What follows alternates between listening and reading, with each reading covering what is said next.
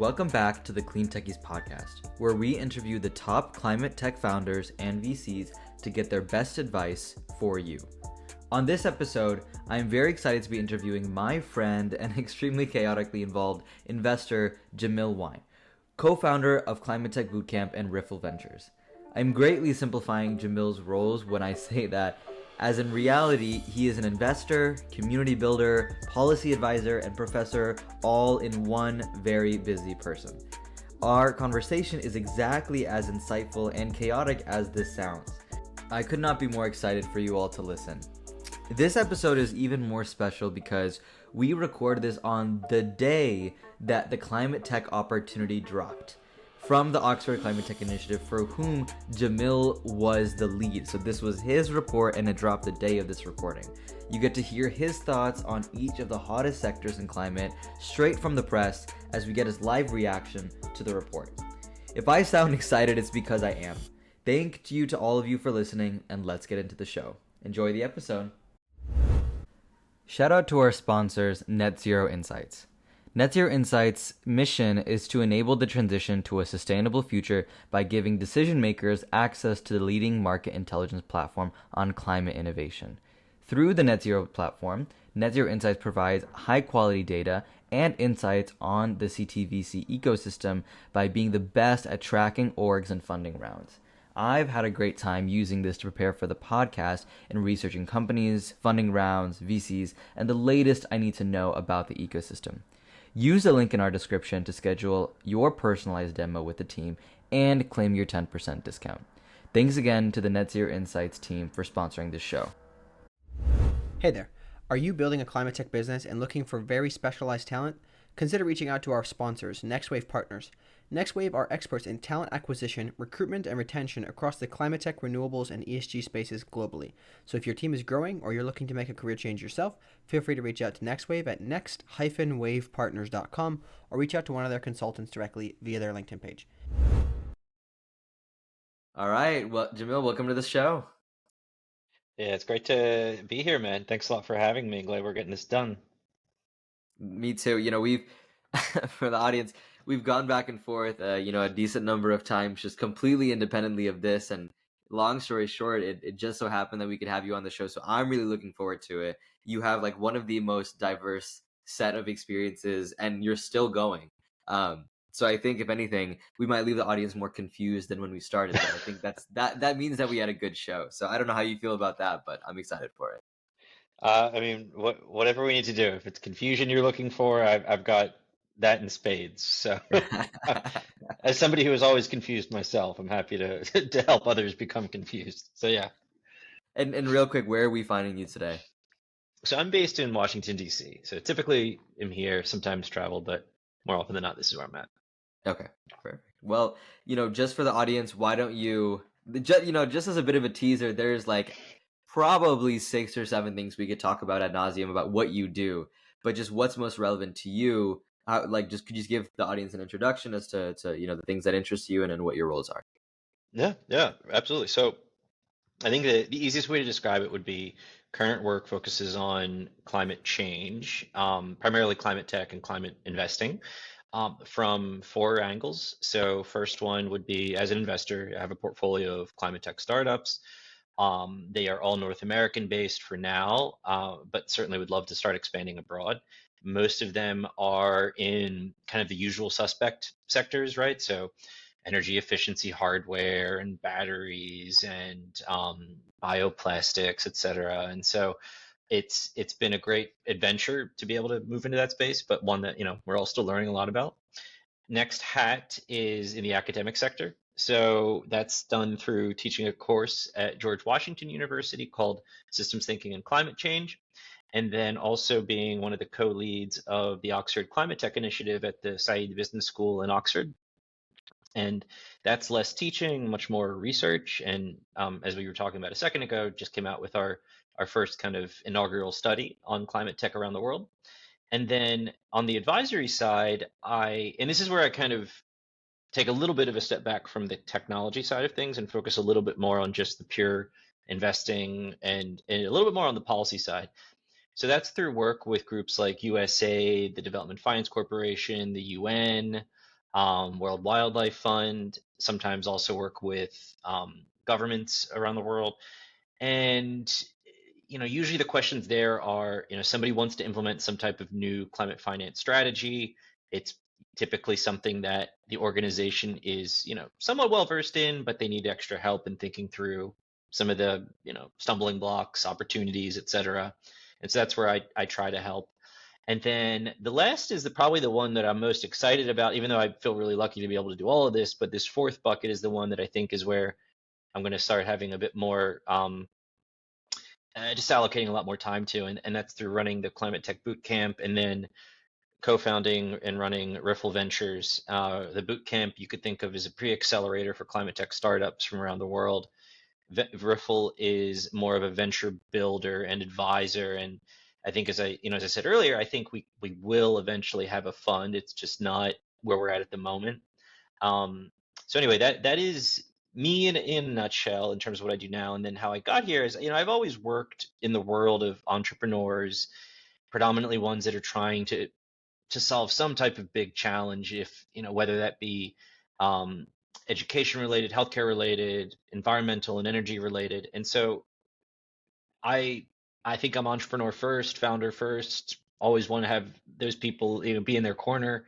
And I think now I get to do it with taking on some really big challenges with some people that are doing really amazing work in them. So I'll stop there, but I consider myself really lucky and happy to be able to do what I do. We wanted to take a quick break to tell you about another Climate Tech podcast. Well, literally. Ryan Grant Little hosts a podcast called Another Climate Tech Podcast, where he interviews climate tech founders and VCs, which, as I'm sure if you're listening to this podcast, you will love. So we highly recommend checking him out. The link will be in the description to this episode. Now back to the show. I think your diverseness is just about as chaotic as I'd like to be. But doing ranging from investor to academic to policy to accelerator, that is a lot of different things. Ironically, I think what likely has happened to you is, even though that's super broad, my guess, and you can let me know if I'm wrong, my guess is you've had to reject some opportunities along the way that are even outside of that crazy wide range. So how did you isolate on these four? And I think I hinted this, maybe how did you reject anything that wasn't these, and why? Yeah. I mean, it's really kind of you. I've also been rejected plenty of times, right? So, in business school, I had a lot of friends who went the management consulting and banking and PE route, and I tried to do the same for a bit and did not get anywhere at all with that. So in some ways, the market told me that I shouldn't go in certain parts of the jobs kind of landscape. But I think what has trying to think, it's a really good question, and one that I'm probably not going to be able to give you the best answer for just yet. But I think on one hand, there's usually a common denominator across all my jobs where the thing that I'm working on is I mean, obviously focusing on climate and usually big impact in some shape or form, but it's usually they're not usually bringing me in because I think the same way as everybody else that they're working with already. It's usually they say, well, look, we are the investors and we need somebody that understands impact. We are the entrepreneurs and we need somebody that understands the way that government functions, right? Or we are development financiers or development economists and we need somebody that knows how venture capitalists think. And so, in each one of those, I just kind of alter the lens that I'm using, but usually the lens that I'm using is never all that different than one that I'd use elsewhere. I'll also say that I struggle with it too, right? It's not like I have a perfect formula and every day works like clockwork. I think that, there's times where I'll get up in front of my class to teach and I'll say, wait a second, I don't think I've got a really good lecture today, right? I should have gone back and revised some things. I should have spent more time practicing. I should have ironed out a couple things, and it goes fine usually, fortunately, but we make mistakes, right? And so same thing with my investing, and same thing with advising, right? Where it doesn't always go to plan. I mean, there's tons of things where I'm like, I could have done that a lot better if I hadn't been spending so much time working on that other thing, because I get bored really easily and have no choice but to start focusing on a bunch of things. And so sometimes that works against you too. What it has been great is that in the past year or two, I've been able to build a lot of collaborations and partnerships with people that have similar lifestyles. So at a bare minimum, we all kind of silently support each other's chaotic job descriptions, and that gives me that gives me a little bit of solace. I'm like, maybe I'm doing something right here. I'm not really sure, but yeah, it's a good question, man. I hope that helps to clarify a little bit, but always can go deeper if need be. I mean, if you found other people that are doing it, then you're not the only one doing 5 different things at the same time. So it doesn't feel quite as lonely probably then.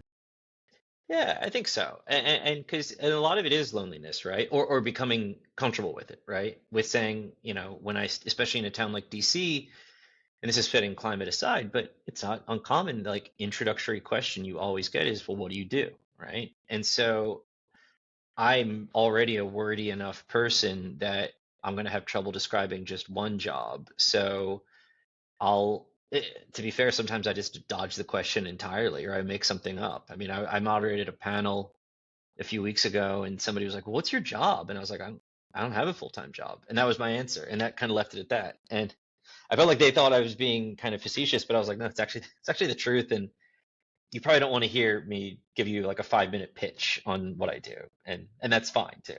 Don't worry about it.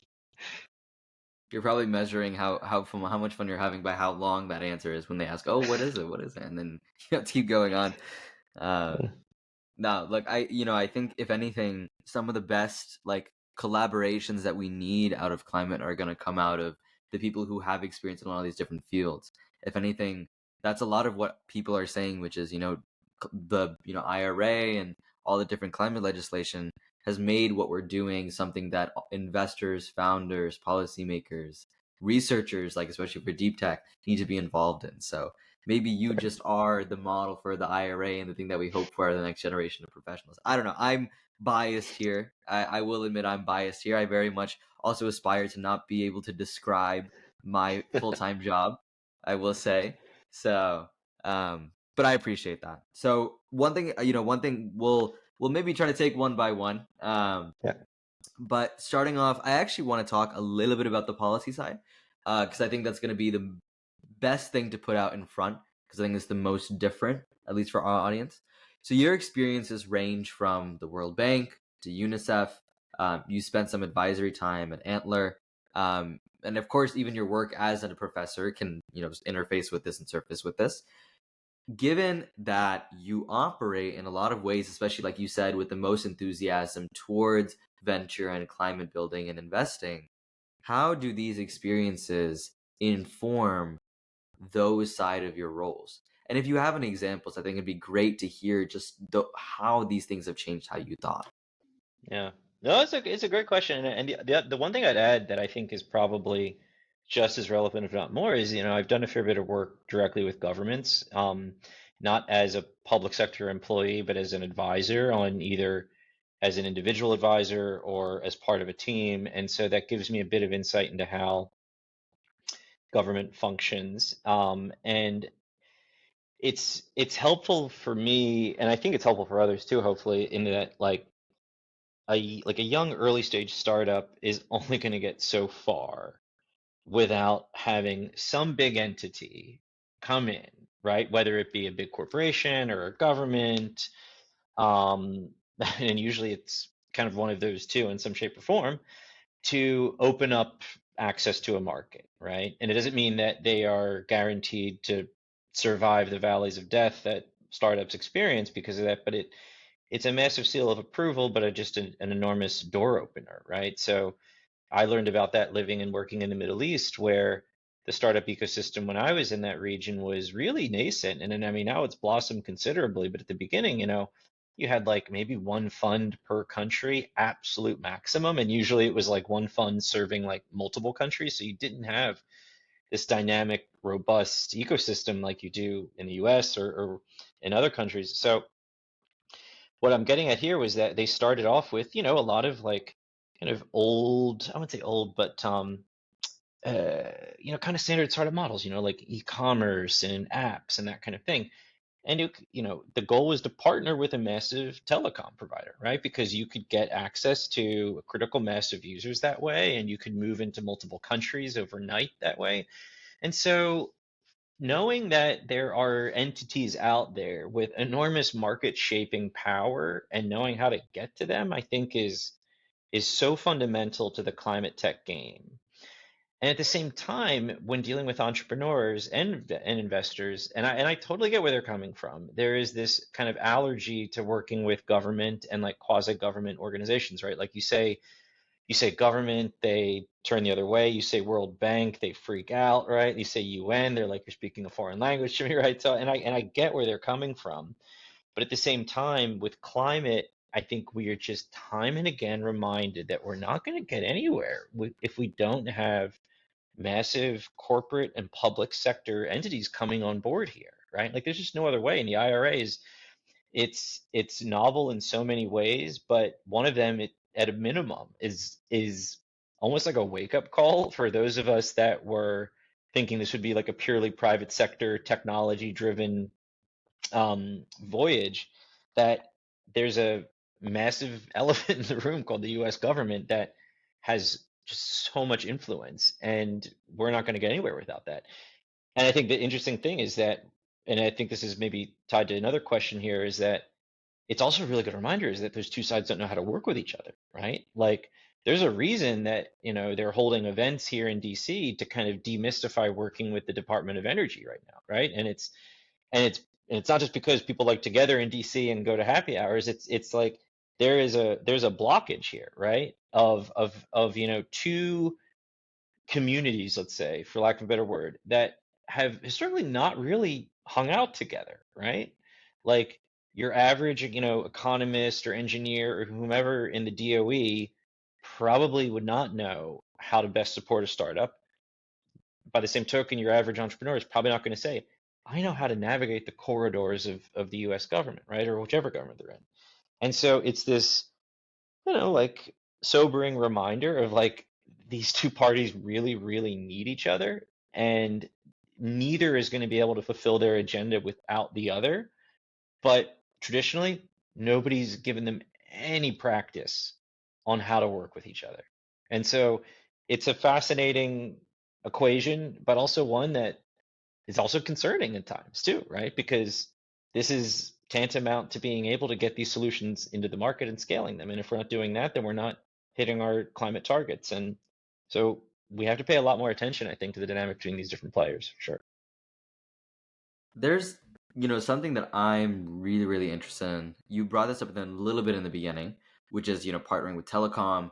To give a little bit of, maybe some background, especially on that, if you look at East Africa, right, especially in a country like Kenya where Safaricom exists, it's a big, massive telecom player that influences a lot of the innovation and entrepreneurial stuff that happens in that ecosystem, right? So there's an example of a context where you have this monopoly or like pseudo monopoly controlling a lot of the innovation in a region.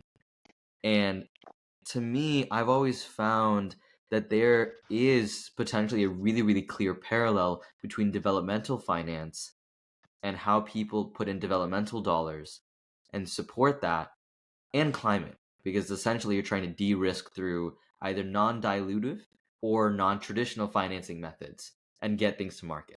So I actually, I'm gonna be a little bit selfish on the time here. I want to put that kind of at the forefront because that is a personal thesis of mine. And so I want to know if you have any examples and your general thoughts on, the parallels between developmental finance and climate tech financing. Yeah. No, it's a good question. And as I was thinking about it ahead of time, another way I think of asking, or not asking an identical question, but a similar one is, what can the world of like impact investment writ large kind of teach the world of climate tech VC or climate tech investing writ large?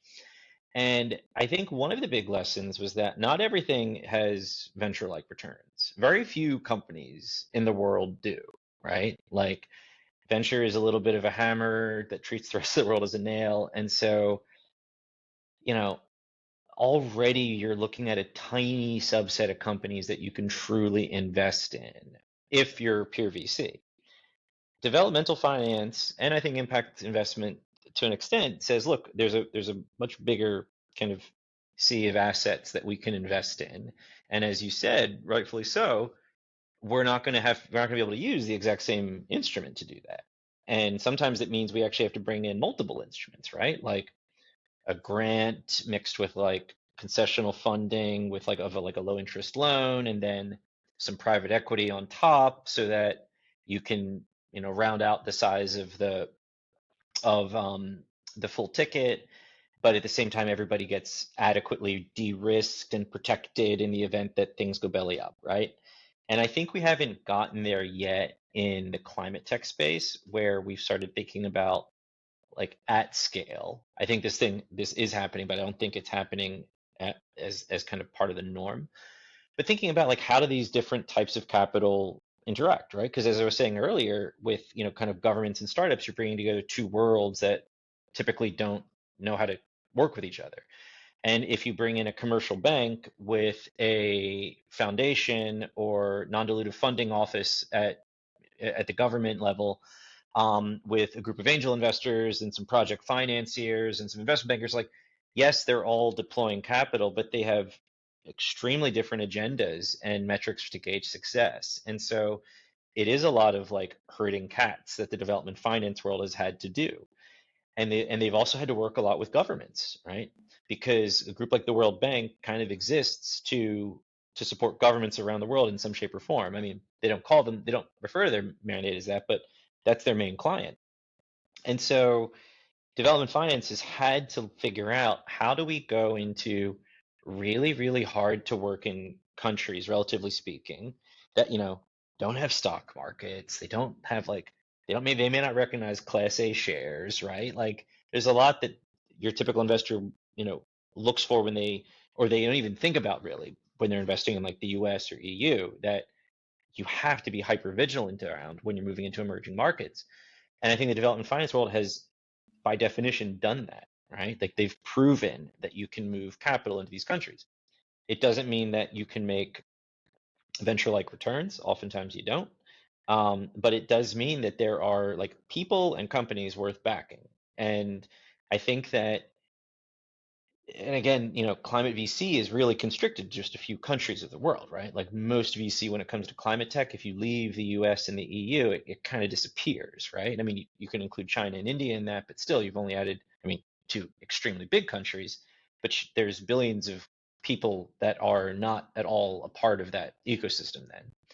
And the development finance world, I think, is done I think a relatively good job at showing that there's a role for finance in non-usual suspect countries, right? In developing countries. And it's one that requires usually a lot of patience, right? It's not a quick turnaround. And so again, VC has limitations on what it can do there.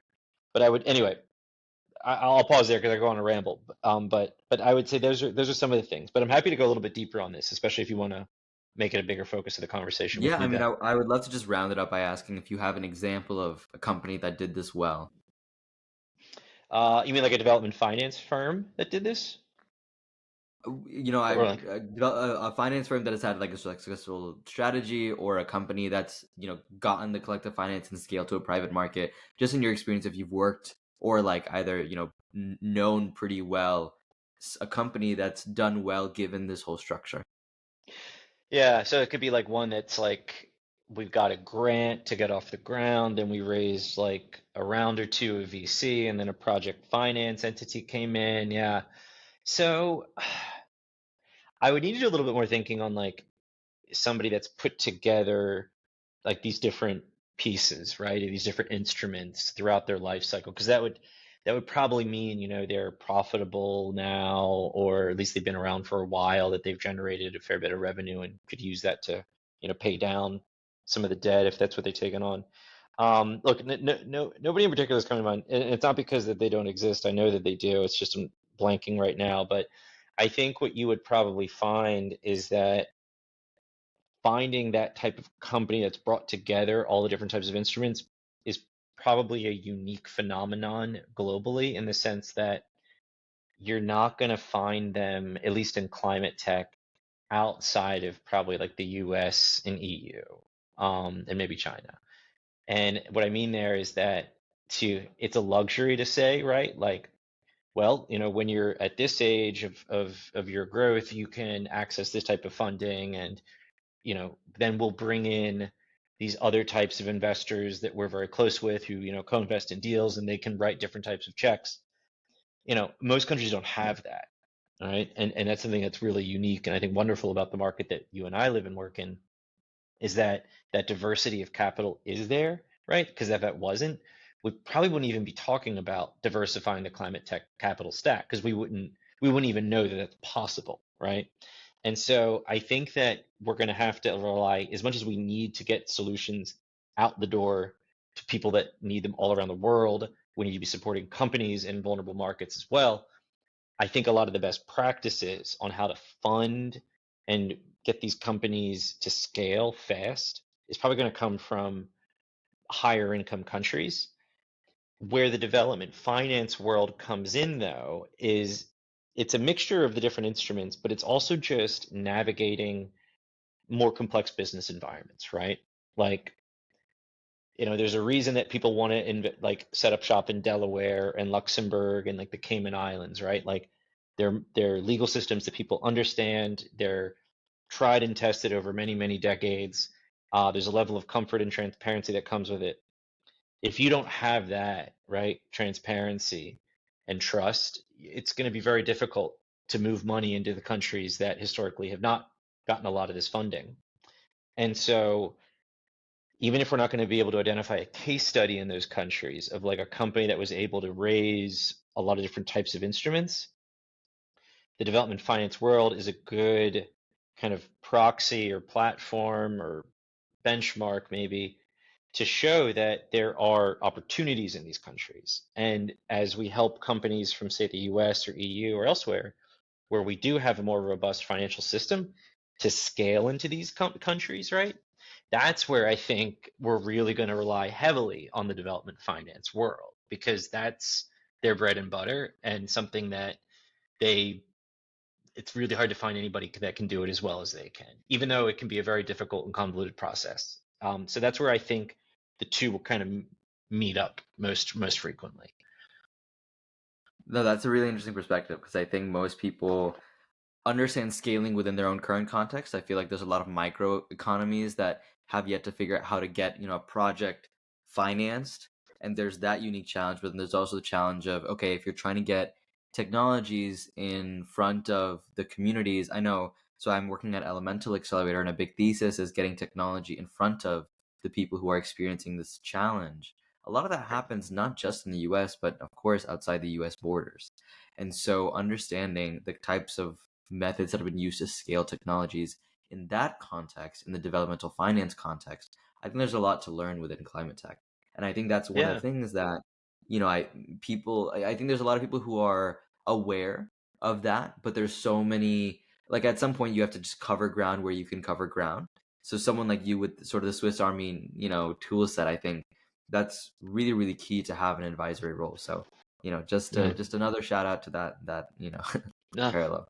no, I But I I appreciate it. do. And I think, oh, I was just gonna say one thing that I would add on top of that is, especially because you mentioned Elemental, I think that they're unique in a lot of ways. And one of the ways that I've come to really respect them is that they put a premium on building in this, like the concept of like equity and inclusion from like day one.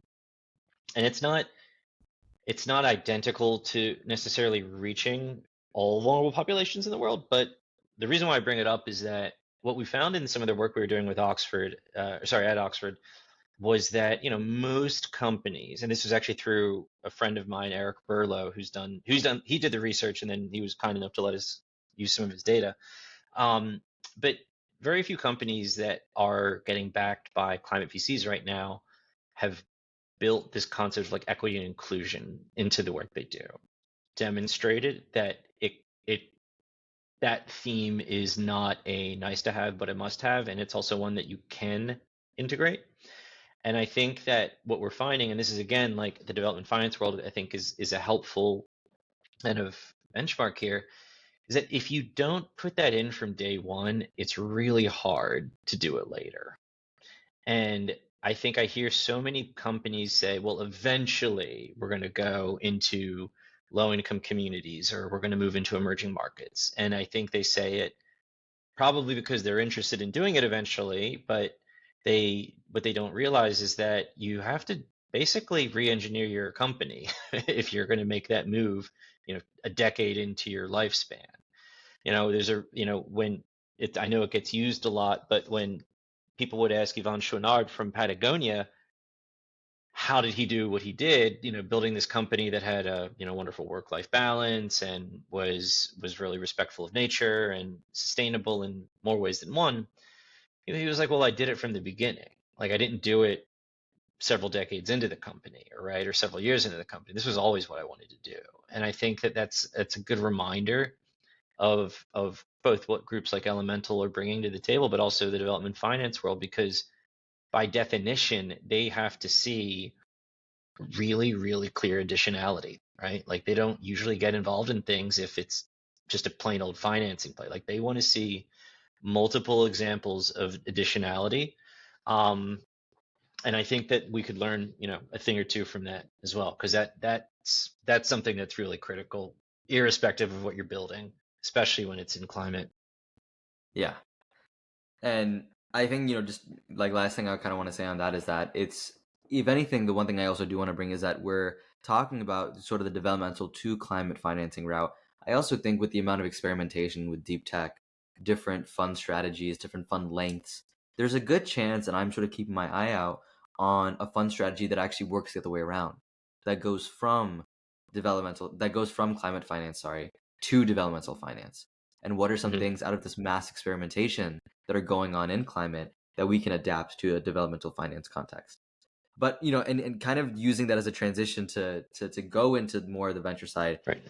let's talk about, I mean, I would just love to hear, what was the impetus behind the Climate Tech Bootcamp, and where does that fit into your overall vision? Yeah.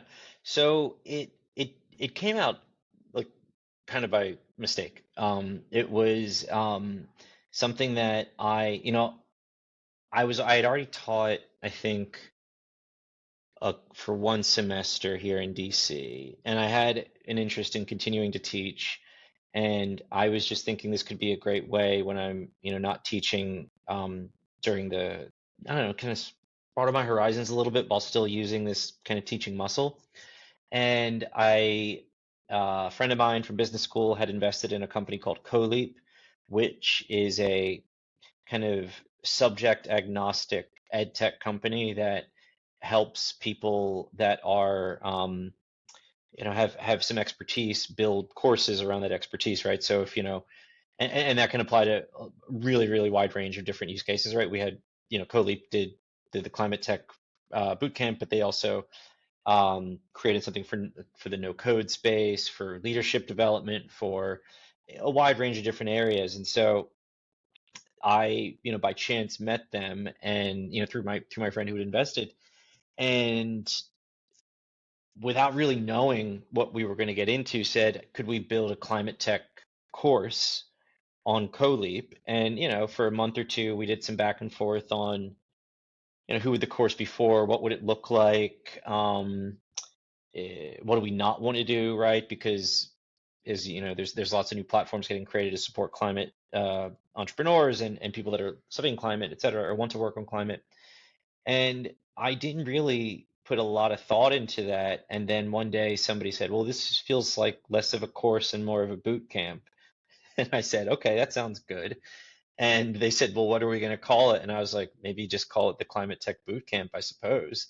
And it was done in a very like, having worked with people now that are really skilled at design and brand, I did the exact opposite. I didn't think about like, well, what do we want to call this thing? Or what do we want it to represent? What is it going to do? Like we didn't really have those answers. But I think that the real big forcing function for me was um, when we put out our applications, which were done in August of 2022, was when we did our first round, because our first cohort was in September of that year. Um, we just had so many interesting people apply and really, really impressive backgrounds. And they were all coming from around different parts of the world and wanted to learn. And I was really, really moved by it because it just was this reminder of like, one, like talent is everywhere, right? And there is so much need to build right now, even if you have nothing to do with the country that is, is on the front lines of the crisis. Like you just know that there's so many solutions that need to get made by local entrepreneurs and innovators. And so I by then I was like, okay, this is not a course any longer. It's a boot camp, and we're apparently calling it the Climate Tech Bootcamp. And I was like, I got to go out and find instructors because again, I was like, okay, if these people like of that caliber are applying, they're not going to want to listen to me for 4 weeks. They're going to want to hear from like specialists. And so I was like, okay, again, like change of plans, guys. It's not going to be me running this any longer. I'm going to bring in people. And then the more I got to know them, I said, wait a second, like the instructors are not enough either, as amazing as they are. I mean, we've always lucked out with great instructors. But I said, look, these entrepreneurs, I kind of went back to my roots of working with entrepreneurs directly and was like, they need mentors, right? And they don't want to listen to me, right? They need to sit with people that really have invested, 5, 10, 15 years of their careers in a certain vertical that that person is trying to build in. And so by the time the first cohort was finished, which was October of 22, I said, all right, well, this is not a side hustle any longer. It's not something that I can take lightly. It's something that I really enjoy doing, but also it seems like others want to do it too. And so I had to put on the entrepreneur's hat, right? I was not a teacher. I was actually a builder. And I said, wait a second, I accidentally became an entrepreneur, I think. And so I don't know. It's just, I guess, an example that there's there's always a lot of doors out there that can be opened or walked through if you have the right people surrounding you and vice versa. And this was chance and fortuitous, but I'm so grateful that it turned out the way it did. Anyway, that's a long way of answering a short question, I think. Sorry, but that's how I think No, about it. you very much found a need, addressed it, and didn't even realize you did until you were in the thick of it. So I think I feel like most founders, I know you stumbled upon being a founder in that way, but I think most founders would probably have preferred it that way. So if anything, I think it's just an emphasis of like, hey, this is a different way of being a founder. Could be more effective, but probably not. I mean, I think that one thing that I've learned, and this would be maybe something we want to chat about a little bit later, but just, advice for founders, like there's no, I think all of us that have ever tried to create something, whether it be like a small side project or envision a company that you're really passionate about, have probably gone through like an extensive brainstorming slash like daydreaming process, right? Where you just kind of picture all the bells and whistles that you want to see on this thing, right? Um, Almost like to the point where we're not even thinking about how is this thing going to make money. It's more, I just want to create this amazing thing, right? And so it can look like a product, it can look like an entity of some kind, or vehicle. I mean, we're very creative, imaginative people, but this has been so good at forcing me to stop doing that because it doesn't matter what my vision is. There's something called the market out there that will ultimately decide whether what I have put into my head is going to count or not. And so, even if it's something that's small, like the boot camp, has a market and has an audience, and as soon as they say they don't want it, you either change or go away. You don't just keep trying to do it, right? And so, that's been another thing that I've learned through doing it. Like you're serving somebody, right? And you need to make sure that you do your best to support them, which is very easy to forget when you're trying to concoct a vision and be creative, right? I want to get into something that you would have learned from being in that position. So you now have this, Climate Tech Bootcamp, right? Aptly named or not aptly named. I think it's a great Yeah. name. If I think about Climate Tech Bootcamp, like, oh, the Climate Tech Bootcamp, I feel like Yeah. it's fitting. When you were designing your curriculum and picking your speakers, you're doing it to serve a need for founders, like you said. So can you walk me through essentially, I guess, like itemize by itemize, what are the things that you're addressing with your speaker series? Like, what are the topic areas and weaknesses that you're trying to provide guidance? Yeah, definitely. So So, and some of the things that we're providing guidance on, like I am very much still a learner in myself. But and so I kind of get to cheat by participating in the boot camp as well and learning from the instructors as we go. But the way I think we've tried to do it are thinking about, I guess, kind of two two big questions at the same time, which aren't rocket science, but one of them, of course, is what does like in that first 6 to 12 months of an entrepreneur's life when they're like truly saying, "Hey, I'm building this thing." What do they need, right? And everybody always says funding. Usually it's not funding. It's oftentimes a mixture of like really understanding the problem that you're solving, um, being able to kind of empathize with the customer and know exactly kind of who they are and what pain point you're addressing for them and how many of them exist, right? And then having a story to tell about why you solving that problem is necessary, right? Like these things that we accept as givens when we see companies, right? Because we don't interact with these companies usually until they've already gone through that process. And so that was one big bucket of just like the less attractive but super tactical things they need to get good at fast because no investor would be interested in touching them if they don't have answers to these things. Or other types of resources, including hires. The other question is then within that bucket, that first bucket, what happens when we apply like a climate filter to it? Meaning that everybody, no matter what you're building, is going to have to think about the problem you're solving, et cetera. But like, what makes it you? It's like nobody in working in climate is actually solving climate change per se. It's like usually solving like a symptom of it, right? Or something that's related to it that puts more weight on the shoulders of the world. But none of us are actively like reversing the temperature of the earth right now, right? It's we're either trying to stop the bleeding a little bit or minimize the damage or prepare for further damage, right? And so helping people understand what their solution set looks like within that massive global existential crisis is unique, I think, to climate. And then the other thing that we emphasize is impact measurement. So for the first one, it's taught by Suma Reddy. She's absolutely phenomenal. She's my co-founder at Riffle. I, she's the one who I was looking at some of your questions, Selma. I was like, you got to ask Suma this. She knows a lot better than me. I ride off of her coattails, but she's very generous with that. So she teaches those. Danny Valenzuela, who's our impact measurement instructor, and that was the second bucket that I wanted to emphasize, is that in climate, it's not good enough to say, oh, because I work on energy or because I work on ag or because I work on the built environment or GHGs factor into somehow.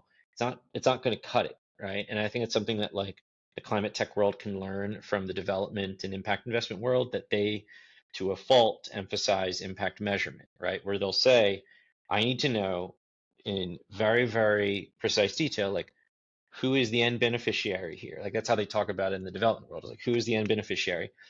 What's their current state? How does this intervention add value on top of that? What would it look like if you were not here at all, right? They love to talk about this concept of like additionality, right? Which I think you see in the nature-based solution space, not as much in like the climate tech, energy and transportation, et cetera, verticals. And so having somebody like Danny that is looking at both thousands of deals because he's at World Fund, which is one of the EU's most active VCs. But at the same time, he can apply this really unique, like mathematic slash climate lens that very few people can, and like get to an answer.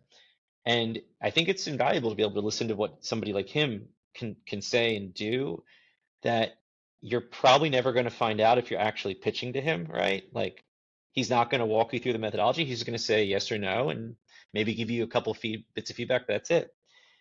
Then we have Nina Ali, who is a climate tech sales guru. And I think what we're learning through working with her, or one of the things, is that when you're trying to sell in climate, yes, some of the products might resemble, standard SaaS sales, and that's great because we've got a lot of muscle memory, I think, around that. But when you're selling to, you're selling like decarbonized steel to a corporation, like that's a unique process. And or you're trying to sell some type of like MRV technology to a lumber company, right? I don't know, right? I'm just making this up. So having somebody like Nia that's worked at Siemens, worked at Elemental, coached countless climate tech entrepreneurs on their sales strategy to say like, look, here's what you got to do, here's what you don't got to do, right? Like really straightforward. I think that's amazing. And then, Suma is a founder herself. In addition to her, we bring in other founders. So Anka Tamofte, who's at Breakthrough, Shabazz Uni, who's at Elemental. Sorry, Shabazz Stewart of Uni, who's at Elemental. You know, getting to sit for like an hour, hour and a half, and just ask them questions, I think is wonderful. Even so, in their cases, we don't really have like a curriculum that they follow. It's more, tell us your story, and we're going to ask you questions about it because we want to learn from you. But then we're also realizing that there's certain things that like doesn't really matter if they're climate or not. So we've really benefited a lot from somebody named Scott Ford, who's the former COO of Techstars. He doesn't work in climate, but I mean, obviously, as being the CEO of Techstars, he's been seeing a critical mass of early stage founder challenges, and his one of his big skill sets is building like accountability systems and transparency and processes. And so getting again like 45 to 60 minutes in with him, where people just ask him questions is I think really, really important. And it's not real and it's not unique to climate. Everybody needs that, myself included. So anyway, again, I give long answers, sorry, but I hope that gives a little bit of clarity on what we do and why we do it. I think my goal by the end of this is to let you know that I appreciate those answers, and if we get you to stop, then we've done it well. No, that like the context. I mean, the diversity of people on it obviously is like commendable, and I think that it illustrates the kind of things that founders need to hear. I am gonna put you on the spot right now. I know I said I wasn't going to, but I'm gonna put you on the spot right now. All What right. is the topic that you don't think you have the resources to provide help in your boot camp? Right? So like you think Um, that this is an issue, you know it's an issue, but you don't really have the fit yet to alleviate that issue. so I think it's an awesome question. So I think there's two categories of things that we want to be able to do, but we can't. One of those I don't think we'll ever be able to do. The other one I think is more in reach. But so first would be everybody wants obviously some type of funding, right? Preferably something non-dilutive. And it's not so much that we would never raise a fund. I could see that happening at some point when, once we have enough of a track record and, bring on the right team for it. But I think that we, I don't, I think, like the idea of saying, well, everybody gets funding or you're guaranteed some type of a check at the end. I just feel like it creates the wrong incentive maybe because what I think I'd rather see them do, I mean, this is selfish, but I'd rather see them learn a lot and get really well versed in the issues that they're teaching them, sorry, that we're teaching them about, but also build a lot of relationships with the cohort and the instructors and the mentors and me, of course, too, because I think that will provide a lot more value. I know it sounds a little bit unsubstantive to say, like relationships will take you and community will take you further than money. It's far easier said than done when you're trying to fundraise. But I do think that that creates a foundation that's a lot more powerful than like a 50K grant would. Um, the other thing that I think we are, and again, I don't know if it's something that we can do easily, but I could see it happening a little bit more organically, is a lot of people want to find a co-founder, right?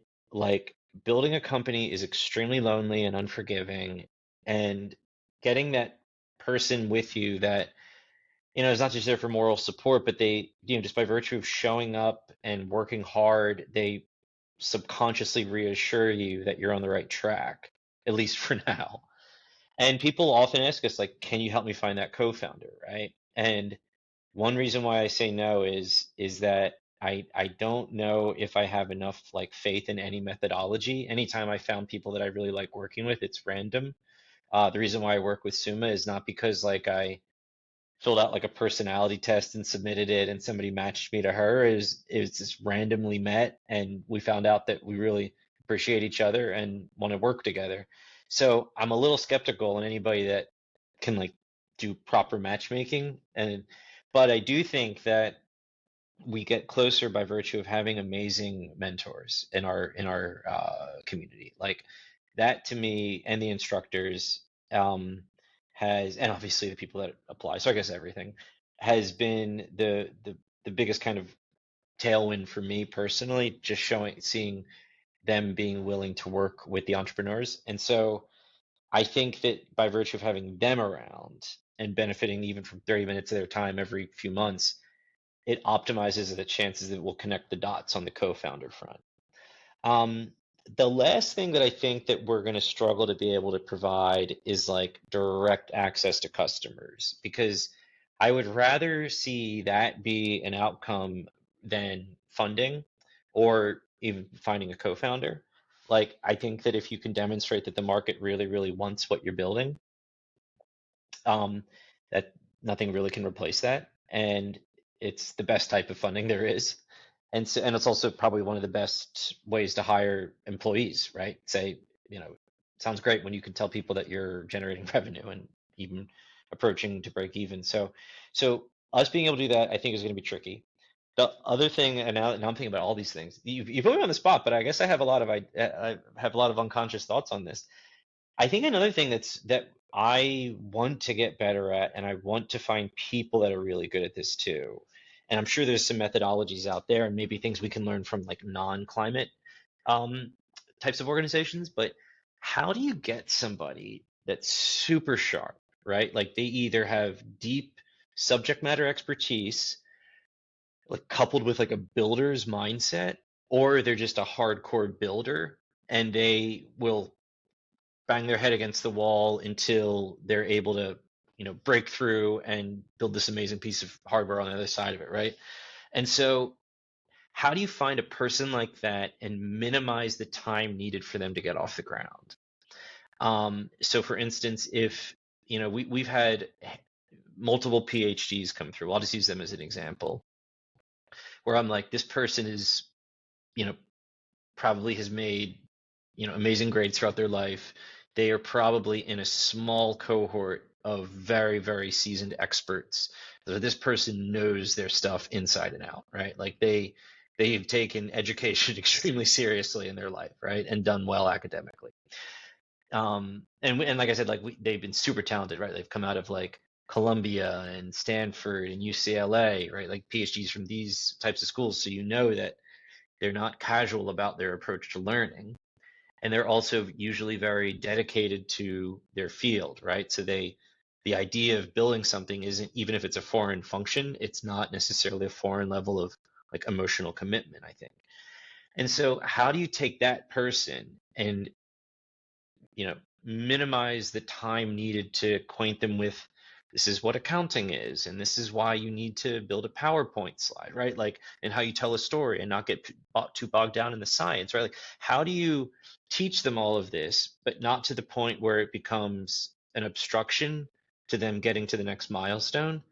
That's something that I really want to get better at, because I think that in a lot of ways, if we can figure that out, the boot camp can help people, but I think others can also do that too, because we're in dire need of it, I think, globally right now.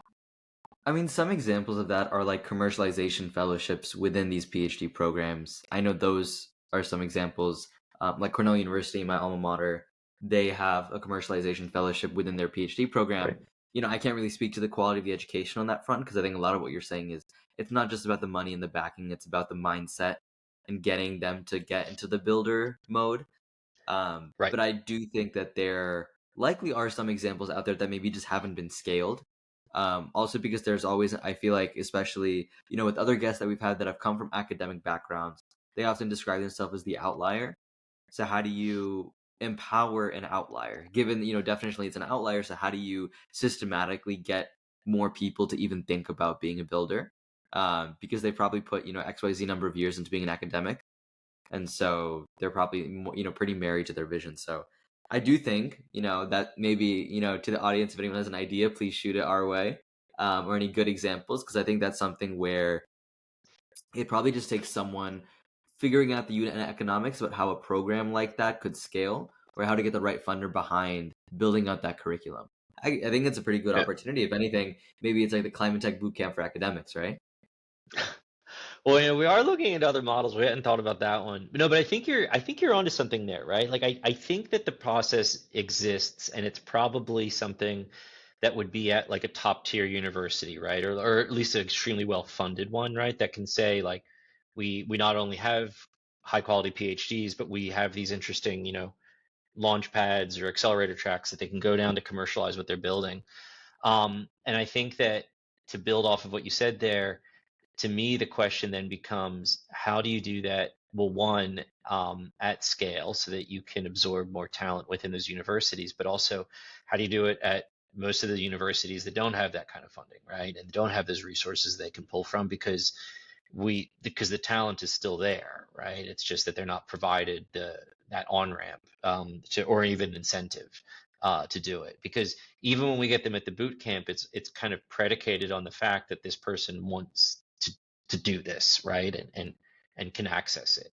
And we have to remind ourselves that we're one, a really tiny fish in a big pond, but also like there's a lot of people out there that we don't know how to reach yet. And so it all plays into this, man. So anyway, I'm glad that you brought that up. It's a good point.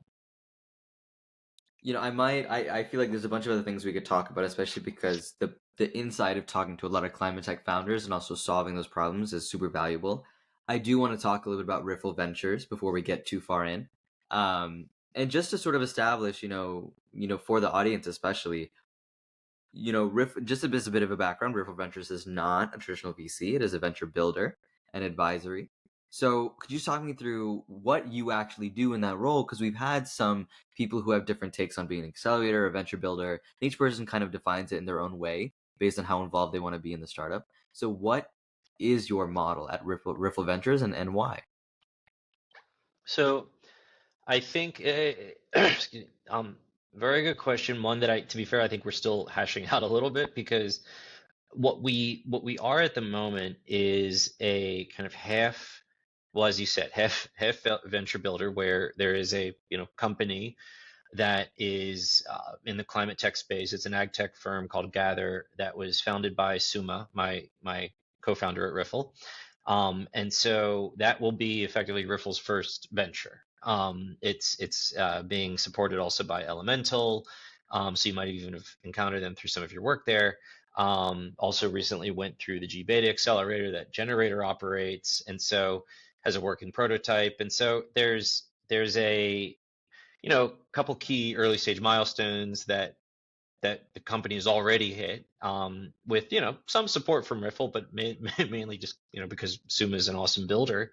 Um, and I think that that'll hopefully build a bit of a blueprint that we'll follow for our next one, right? Having an amazing founder, but also being able to tap into the ecosystem players like Elemental and Generator and whatnot, for support. Um, and related to that is obviously the advisory side of the shop, and that is the one that has a lot of tentacles right now. On one hand, we are helping to set up a studio, so we're working with a team in West Africa. They're based in Senegal to create what is called Dorewa, which is the first climate studio in West Africa. There's an amazing team on the ground right now called Haske Ventures that we've partnered with. They've been operating a studio in the region for a couple years now, and so there's awesome colleagues and partners already on the ground. But at the same time, it's an example how we don't have to be, because of that, the operator of that studio. We can support in developing the concept and getting it off the ground. And at the same time, though, what we're finding is that, and this is where the advisory work gets a little more complicated, but also I think a lot of fun, is that because it's a newer model, right? Like, yes, people have heard about studios, and it's not the first time anybody has said a climate studio, but it's a young enough field that most people would not be able to walk you through how they worked, right? And that's totally fine. It's just a function of the age we're at, or in this life cycle. And where I was going with that is, because it's still a little bit of a nascent force, running around the world talking about studios and trying to start them is probably not going to get met with a ton of demand right off the bat. So what we're thinking is that there's, multiple steps that an organization will need to take before they get to that point. And that could mean everything from building a series of workshops for them, working with their current entrepreneurs that maybe are in an accelerator rather than a studio, just to help understand what they need to then kind of work backwards and build a studio strategy out of it. Working on a piece of research for a local government to understand kind of where and how they could be building more innovative either funds or company building models to support climate goals in their region, right? Which could then eventually become a studio. And the other thing that we're doing on that front is we're going to be at COP28, which we're really excited for, to actually run a couple sessions on a couple of different days around new models for building companies. And we'll also do a session on the climate technology adaptation set, as well as the role of inclusion in climate tech, and also one on demystifying the climate tech capital stack. And so in each one of these cases, like Riffle is the group that's convening these different sessions, but we've brought in some really amazing experts from around the world that are going to be speaking at these events. And I think in a lot of ways, the themes we cover, the types of people we're bringing in are just representative of what the kind of work that we want to be doing in the future. So even though it's not a direct advising or company building activity, it's one that I think is kind of stating the broad vision for what we want the company to be, but also what we hope will attract other partners that align with us. Before we circle back to that, because you also posted a flagship like content piece on Venture Studios, so I think there's a lot of really cool things that I'd love to learn about, the decision making there. You mentioned COP28, and I actually wanted to get your perspective, given that you have like some expertise in this, but not from a traditional oil and gas angle. COP28 is going to be held in Dubai, and I think that raises some interesting questions that have been discourse on LinkedIn and with general thought leaders about holding, COP28, where you see a lot of traditional oil and gas, right? So I think it's a question that some people have their own unique take on. Okay, yes, oil and gas exists. We recently had one of our guests, Eli, from Siemens Energy Ventures, was a EIR at BP. So he basically talked about how that's sort of a necessary thing you need to do. What is your perspective on, especially when you're there, how do you look at the fact that COP28 is in Dubai, and how does that at all inform how you're going about your conversations? Yeah, I'm 100% with you that there's a lot of questions and I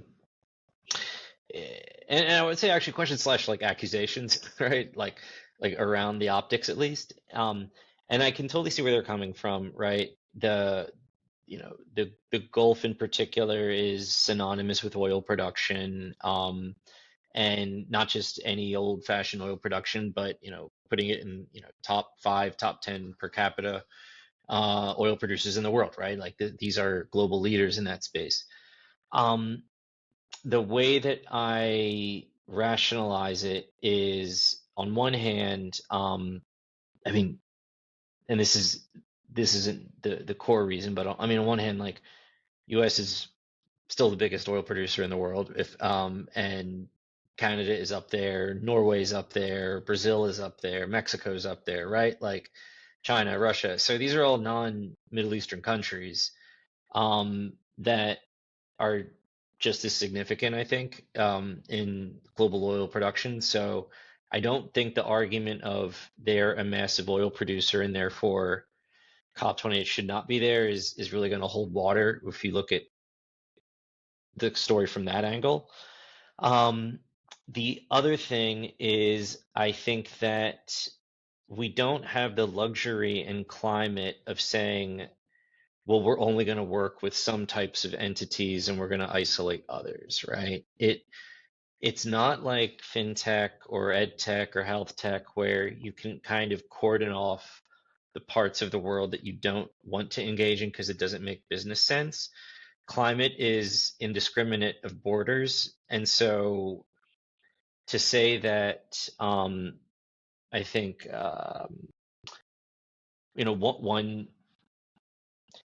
one country or a group of countries with certain characteristics should not be allowed to participate, because that I think it'll create more problems than it solves.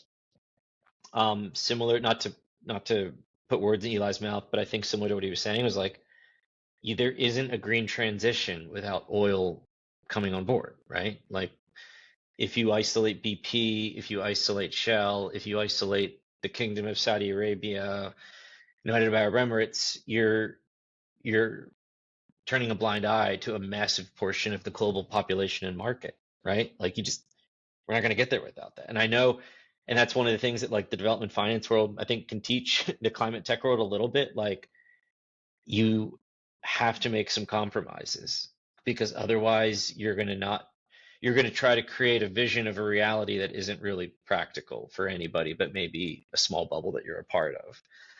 And I guess the ultimate like gotcha response for that, I'm like, okay, if you don't want to go to Dubai because they're a major oil producer, who do you think set up that oil field to begin with, right? It's not like they had a pre-existing fossil fuel manufacturing and operating skill set in these countries. Like, the Americans and the British flew out there and set them up hand in hand with them, right? And I think they probably have, pretty large say in how they get run still, I would assume, to some degree. So I get like the optics don't necessarily look great, but if you just do a little bit of extra reading and thinking, I don't think of it as having much of a choice. I mean, you can imagine that like the clear comparison, I think even within the US, you talk about the US being the major oil producer. The clear comparison within the US is that Texas right now is the quickest to electrify of any state. And I think people haven't really conceptualized what that means in a way that feels personal to them, because you're then able to look at COP20 and ask these questions where, you know what, like what works is what works. And it's an opportunity to be potentially closer to these ONGs, like these oil and gas companies, than you've ever been, right? And for them to be hearing these things in a much, much bigger platform than they've ever heard before. Of course, that's not to take away from the criticism and, maybe some of the suggestions about how things could be better, but I think it's a very humbling perspective the way you put it, that like, hey, like as much enthusiasm as you might have for the IRA, if the US is the biggest producer of oil in the world, it's the similar concept. And so turning a blind eye to one, you shouldn't ignore that ignorance for the other. I think just that mindset is good to have, because I think it's going to be, there probably will be some controversy coming out of the conference, and people are going to try and say things. I think it's for a lot of the climate builders and investors out there who are trying to work through all of that noise. I think it's a good North Star to just say like, hey, there isn't actually anything that controversial in this day and age about what's going on. You just kind of have to treat it as an opportunity. Yeah, and I think we also need to show them some appreciation here, because if you think about it, and I don't think anybody's really keeping an eye on this, probably except for like a handful of us, but before COP28 came to the UAE, and maybe even before Egypt, like, you didn't have anybody thinking about like climate tech accelerators in the Middle East, right? Like, you didn't have New Energy Nexus creating partnerships on the ground with accelerators and government entities, right? And you didn't have Saudi Aramco launching a climate venture studio, right? And I'm not saying that all of these new initiatives are going to be profitable, bear fruit in any way, right? I mean, everything's still early, and there's a lot of learning that has to happen and a lot of failing that has to happen for them to get better at it, just like we're doing over here. But none of that would have happened without COP. And we forget that it's in a region that is home to at least 10 of the most water scarce countries in the world, right? Like, if you don't impact, as I know, as controversial as some of these countries may be, like, without engaging with them, you're not going to get this green transition to happen globally, and there could actually be a lot of damage and fallout that comes as a result. And we are now seeing very tangible changes in the level of commitment that leaders, both in the public private sector in the region, are making to climate. It says a lot when these groups that had never thought about it before are launching like substantive programming around. Definitely. I think that's like, I actually am not as educated on that. I definitely think I'll be looking into that. And I think it just feeds on the idea of community building and putting it in front of you. And, a lot of what the IRA did, which was put things in front of people and just say like, hey, the government is taking notice. If the same thing happens in a different region, as much as you may have your qualms about how it's happening, I think it's worth understanding that, okay, these are some forces that work. How can we continue to feed this for the future? But I think we've talked about so many different things. I do want to make sure that we get to the flagship of our VC episodes, which is our insights.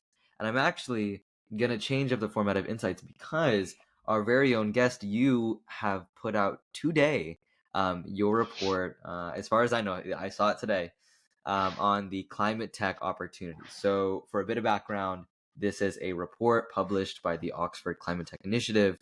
You are the lead on this paper. I've only had a chance to read it briefly, before we were able to record because it came out quite literally today.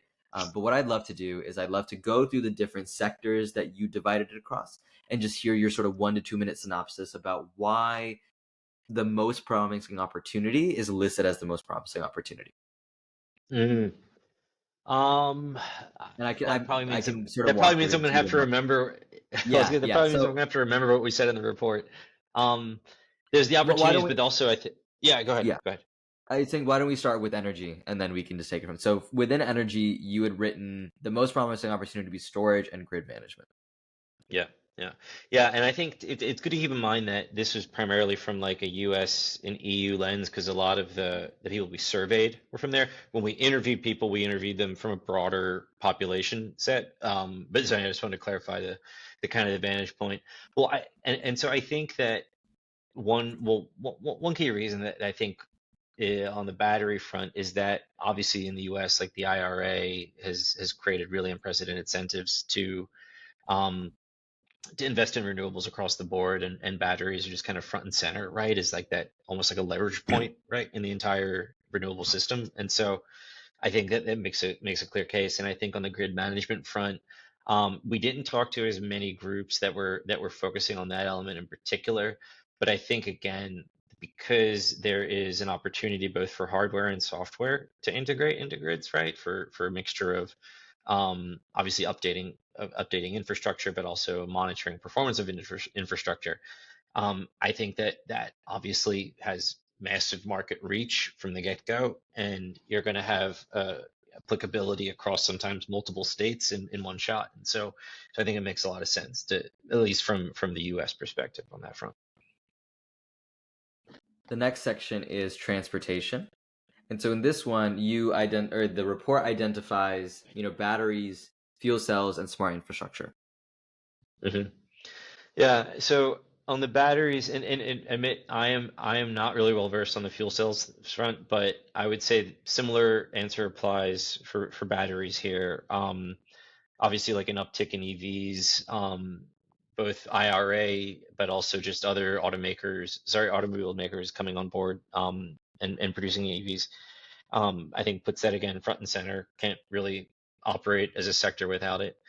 When it comes to the smart cities, I think this is one of the things that I think is really interesting about groups like Elemental that have like a broader definition of what climate tech is, where a lot of us may not necessarily think that the ways like a city is designed or planned, and actually managed, has anything to do with climate, but obviously it impacts the amount of energy that's used and the amount of waste that's created. And so I think that as cities, especially like large metro areas in like the US and EU, become not just kind of more open and enabling at a private level, but also the public sector puts policy in place, it's similar to the IRA, creates tailwind to like quote unquote like decarbonize, but also climate proof cities. And so I think it's another reason why that plays such a big role here.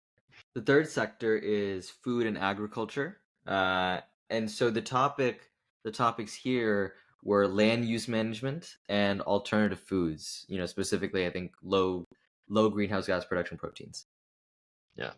Yeah, I think that I'll go with the second one as I guess the one that's get more top of mind, but I think So the way I see it is it's not too dissimilar from some of the other sectors that we looked at, in the sense that there's this kind of like core asset that sits in the middle of the entire thing, right? It's that livestock, right? Or that, or the food that I guess that it goes on to become. And so it's like it's very tangible. It's in a legacy industry. People can see, I think, the economics starting to work in their favor as well. And so I think that mixture of it being something that has like a familiar look and feel to us, right? The food industry is something that's embedded in the economy. And you can tie it directly to kind of health and economic well-being. I think it's easier to make a good story around that. Definitely plus one that I think food and ag always has that sort of compelling nature to it. Um, this one I'm really interested in. The sector is called industry, so maybe just highlighting a little bit about what that sector means. But the most promising opportunities there are recycling and circular economy, and then after that is concrete and cement. Yeah. So on recycling and circular economy, I mean, that's one that I kind of struggle with, not in the sense that I'm not a fan. I think it's incredible and much needed, but I feel like I'm a lot better at identifying repeatable use rather than circular use cases, right? So that in one way for me was an area where I was like, okay, I think I need to dive a little bit deeper myself in it. But I think one reason why it shows up is that there's just a growing appreciation for the methodologies that are used to enable the reuse, right? And so I think it's also something that's less stigmatized now. I think there's probably a time where the concept of reusing and repurposing was both complex for some people, myself included, but also just there weren't a lot of like tangible cases studies of it. And so I think it's been kind of demystified over the years. Like, what does it mean for something to be completely reusable, or for there to be some type of circularity built into the production process? Um, and then wait, what was the second one? I forgot. Cement, concrete and cement. Cement. Oh, of course, of course. Who can forget cement? So I think that the fact that there has been a very like successful and present, I'd actually want to comment on the success. I don't know enough about how the sector's performed as a whole, but I think it seems to be one that's like attracting a lot of talent and capital is the prop tech space. And so I think that people have enough trust in kind of this intersection of VC and real estate, on one hand. The other is that um, just the product itself of decarbonized cement or concrete. I think there's more and more like mature companies. It's less of a science experiment, or sorry, it's less of a project, or that you'd find in an R&D lab, and more of one where somebody says, well, I'm actually physically creating and selling them right now. So it shows just a kind of a turning point in the market readiness, but also kind of a movement up that user adoption curve. And so I think that you see that and you say, okay, well, this means that it's getting de-risked. Its demand is massive, and we've already built kind of financial inroads into that sector previously. So I think again, it's a story that's easier to tell to LPs, and also therefore it kind of trickles down to the VCs and the builders. I wish we could keep talking about them, but because I think that part that you brought up is pretty interesting. But the next sector is the built environment, and so the main categories here were heating and cooling and energy efficiency. Like it seems Right. like within construction. Yeah. So I think on the energy efficiency front, we have I think sometimes people view energy efficiency unfairly, where they'll say, well, it's not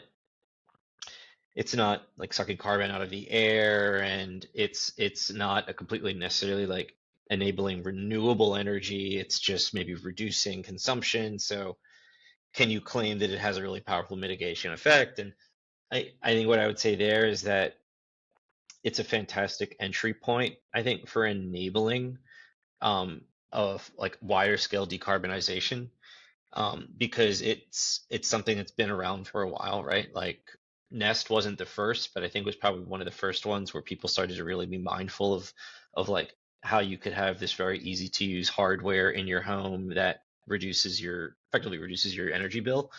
Um, excuse me. So I think we've seen it before in smaller cases like that, but then we've realized that there's a really clear economic story that you can tie to it, where you can say, well, if you turn the knob down by this much, it takes this much off your bill and you get money back, right? Obviously, that's not a powerful case for everybody, though. And so I think what we're finding is that kind of as you, similar to as I said, the kind of energy efficiency being a nice kind of Trojan horse for like greater decarbonization efforts.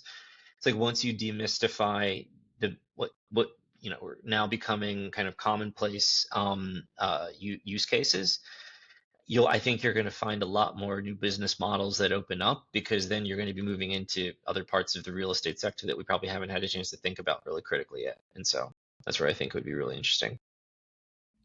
The second to last category, so we're making our way through it, is greenhouse gas capture, use and removal. And so the most promising opportunities here were forestation and habitat restoration. Yeah.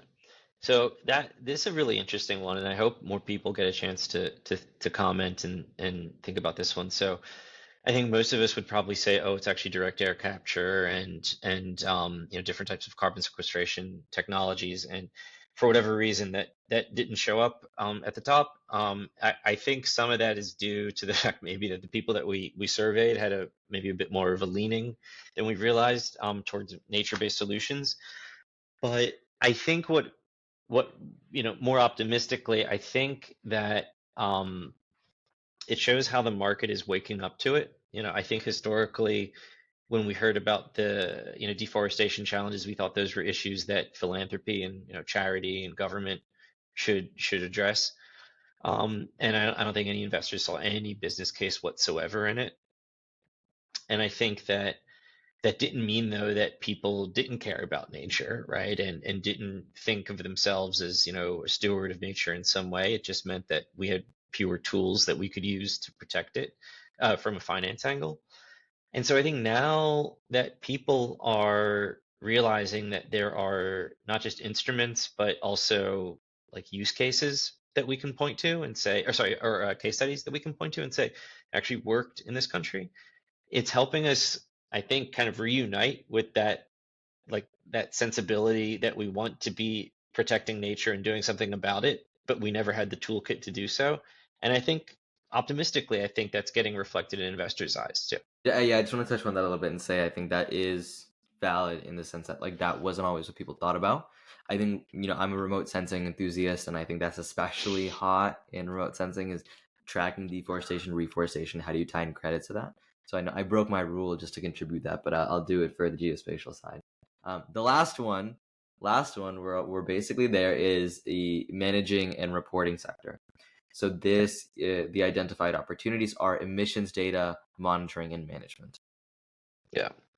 So I think that this one, up until maybe like 6, 12 months ago, I wouldn't have thought it was that important. But the more I both learned about the sector, but also just talked to more people about the process of corporations decarbonizing, the more I just like a lot of us now realize that it's goes far beyond carbon offsets, and there needs to be a very kind of firm-wide, hyper-disciplined, highly accountable strategy in place that touches essentially every node in the company. And so that doesn't happen without being very, very rigorously monitored and measured and benchmarked. And so I think that as reassuring as it is to see, 400 plus corporations around the world make these declarations to be net zero by, I think, was it 2040 or 2050? We got to remember that they don't have necessarily a strategy in place to get there yet. And so I think the monitoring and reporting is kind of front and center to that, because it's the group that's going to help promote accountability. And that's the only way we're going to ensure any progress here. That is it for those. You can take a deep breath. I know I put you on the spot. I almost felt bad for a little bit because we didn't actually get to talk about that. But we are coming up towards the end of the show, so I think there's only time for about one or two more questions. But I just want to, again, thank you for going through all of that. That, again, for the audience, we're recording this, of course, in advance, so it'll likely would have circulated. You likely would have read it and been super impressed by it. But it is a report, the Climate Tech opportunity that came out today, as of the recording of this episode. Definitely check it out. Just in the quick read that I had, I think it's a good affirmation of a lot of things that you might have forgotten when you're thinking about all the things that Climate Tech needs. So the last thing I kind of want to put in front of you is there's one, we always like to get advice out, and you give us a lot of great advice from the climate founder side, especially with your work with the Climate Tech Bootcamp. On the venture side, you are currently working on putting a model out there, putting a fund out there, in your own unique way, especially given the venture studio model. What did you learn, and what can you tell the audience, aspiring fund managers, people that are just curious about the funding environment right now? Like, what can you tell them about what it's like to raise or think about building a fund in climate right now, as well as any advice that you have on that process? Sure. So I think that there's and rightfully so, there's a lot of optimism around what the returns will look like around climate tech, like broadly speaking, right? Like there's like I think a very rosy outlook. In general, I think you don't see this much LP interest if there isn't, right? So I think though that because it's still so early in the game, we don't know yet how these funds are going to perform. And, you know, 3, 4, 5 years down the line, we'll probably know a lot more about which strategies and sectors and types of technical assistance and oversight, governance, et cetera, the companies needed to become successful in the long run. And so I think where I'm going with this is that don't jump too quickly to just say that climate equals amazing returns without understanding how the different sectors that underpin it actually function and which ones can actually be a more venture backable business in the near term or not, because climate is such a broad issue. It's very difficult to wrap it around just, one business model, right? And so that's where I think that we're still learning a ton. And so anybody getting into this space would say, yeah, it goes super deep on their in order to develop that thesis, because it can very easily go awry if you're too broad. I think that's incredibly relevant because not only are you thinking about your returns, but I think a growing number of people are becoming educated that this isn't software, this isn't the 90s. It's not just fund, and if it works, it works. Like, you generally have to be a pretty informed investor at this point in time, unless you're backing like software within EVs. You have to be pretty informed on what this new space looks like, and I think the consensus, a lot of LPs are growing aware of that. So the aspiring fund managers have to catch up, essentially. So look, man, I loved having you on the show. I think this is, like I said, I also would very much measure my success by how confusing it is to describe my day job. So you are very much an inspiration to me. I really appreciate you coming on. Yeah, last thing is just where can people find you, and yeah, anything else you want to ask the audience? No, I think this is great. I'm so glad we did this, man. In terms of where they can find me, you mean like my email address, or?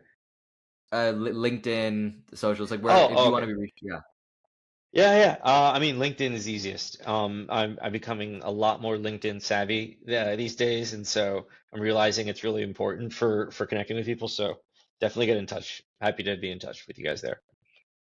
Well, great, and best of luck with your fund. I very much expect to have you on the show once that gets rolling. But again, thank you for coming on.